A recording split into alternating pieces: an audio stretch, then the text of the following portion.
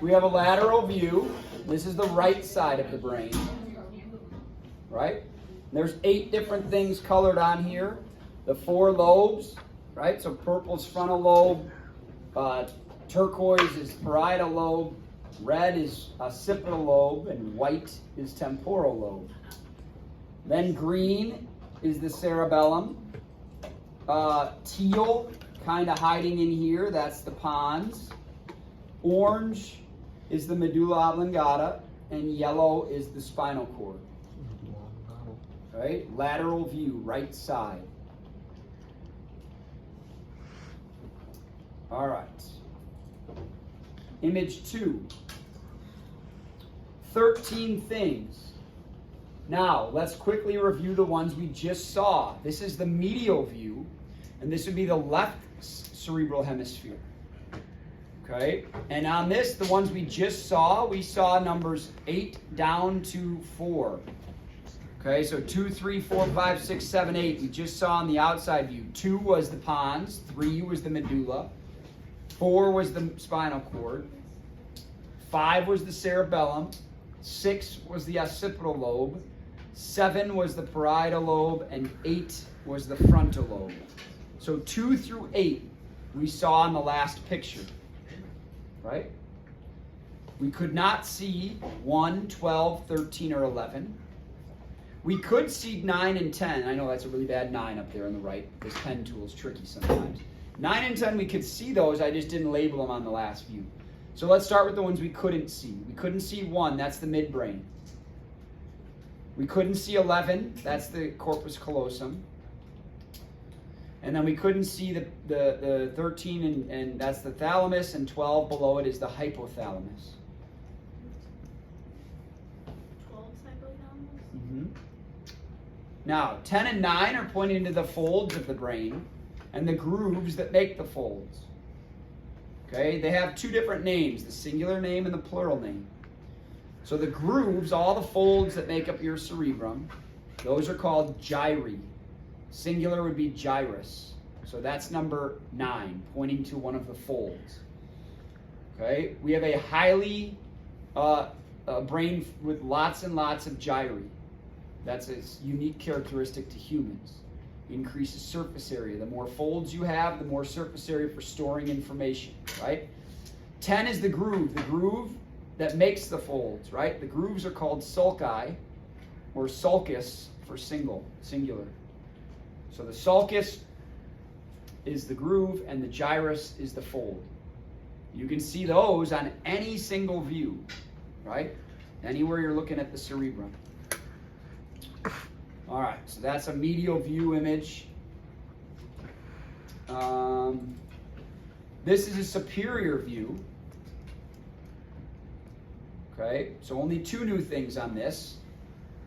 And that would be number 1 and number 2. Number 3, 4, 5, 6, 7 we've already seen. 3 is on a fold. What is that? The fold? Gyrus. Good. 4 is a line there I'm pointing to. A line, a groove. That's the sulcus. 5 is a lobe. Which one? Occipital. Good. 6 is another lobe. Parietal. 7. Frontal. And which lobe can't we see? On the superior view, we can't see the temporal. Right? No, 7's frontal. Yeah. Now the 2 that we didn't see yet were 1 and 2. 1 is pointing to the entire circle around the brain, and that's the cerebrum. Right? The cerebrum is all of that, all the lobes. 2 is pointing to the outer edge of the cerebrum. So the way you can think about it is this. Let's say that from the top of my index finger to the bottom of my thumb, that's how thick your cerebrum is. Let's just say that, right? My index finger, the top layer, or the outer layer, right? That's called the cerebral cortex. That's an important layer we'll get to when you're looking at the function. So if I handed you a brain and said poke the frontal lobe, the part you're actually touching is the cerebral cortex. Okay? So it's the outer portion. All right.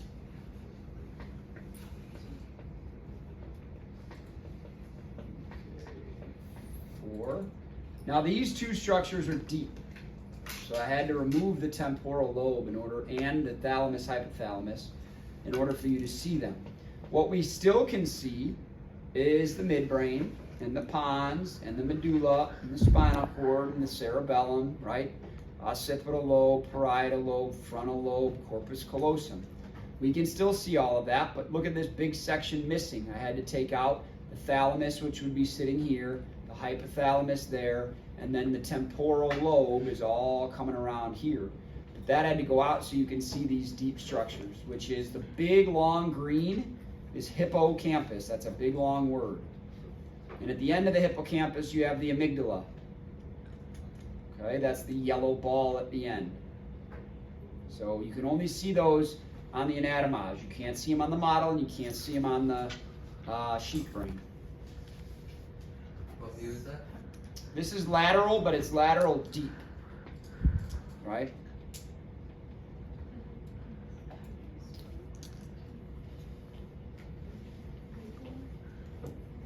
All right.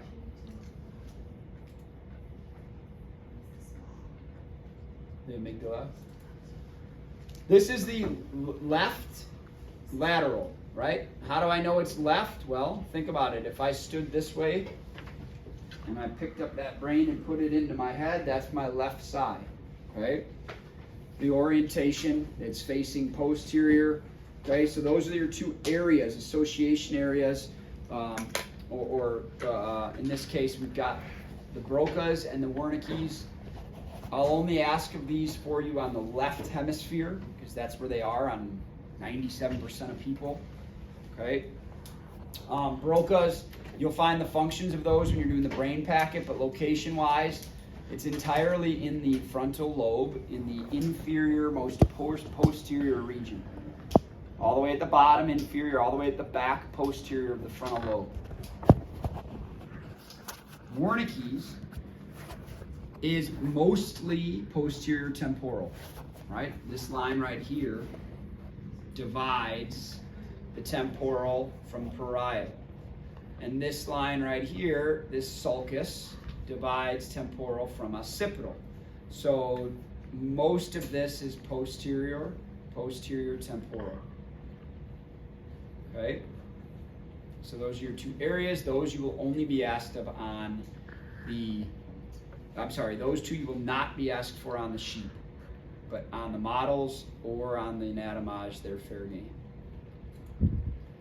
And We're just gonna like circle that area and say like what Right. area. This, we already know T and we already know H. What are they? Thalamus, hypothalamus. Those two together are named the diencephalon. So that's the diencephalon is a name, it's a region, right, where you'd find the thalamus, hypothalamus. So that's the D up there, diencephalon. Right, it's that whole big area where those are combined, the thalamus, hypothalamus. Right? And then the last thing is the nerves.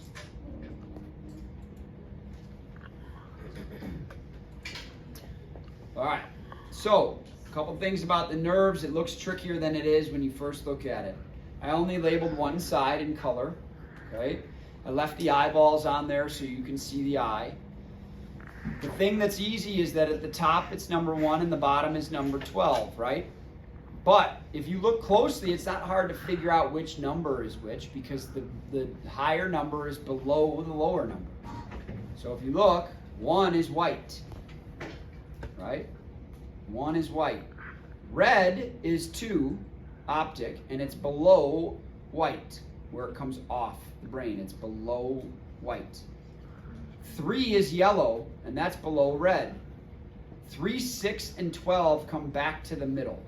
So yellow, purple, and light blue. 3, 6, 12. They come back. Their orientation, where they come from, is more central, right, than the others. So 1, 2, yellows, 3, mint green, I should say, is 4, trochlear, and that's below yellow. It's hard to tell in that image, but it is. Blue is 5, and that's trigeminal. Here's your 3 heads. 1, 2, 3. Trigeminal. 5. It's below green. Purple is 6, abducens. That's below blue. 7, lime green. That's facial. That's below purple. 8, red is vestibular cochlear. Below green. Below red is orange, right? And that's glossopharyngeal. Below orange is black. That's 10. That's vagus. Okay? Spelled differently than the location. V-A-G-U-S. And then pink is below 10. 11 is accessory. Used to be spinal accessory, which would make more sense because it goes down the spine. So pink is 11. That's spinal accessory or accessory. And then 12 is light blue. That is hypoglossal. Okay? That's light blue, number 12. So they do go in order, counting one. Like if this was the image on the practical and I had you identify, your answer sheet just said blue. You could quickly go 1, 2, 3, 4, 5. Then if you at that point, once you count to 5, you gotta know trigeminal. You're not gonna have time on the practical to go, oh, once one takes the, oh, the second T, oh, I think that's trigeminal, right? That'll be too long. So when you get to the practical point, Monday and Wednesday, when you get time to practice, you pull this image up and you're quizzing each other. Just say orange. Okay, orange. 1, 2, 3, 4, 5, 6, 7, 8, 9. Okay? Boom, you got to know glossopharyngeal. Are they gonna be the same colors? Practical? No. That'd be easy. Can't be easy. Right? But it might be the same picture, just change up the colors. Now, this is the hardest to learn the nerves on because on the models, they don't have these big long things like this. They're just tiny little, they're all white. So on the model, you would just go down. One of the models has the Roman numerals on it, so that would be even easier. If I put on the answer sheet Roman numeral 7, then you already know what that is, right? But if I pointed to tape and it's just number 8, tape's pointing to it, right? Go from there. But you'll have 2 whole class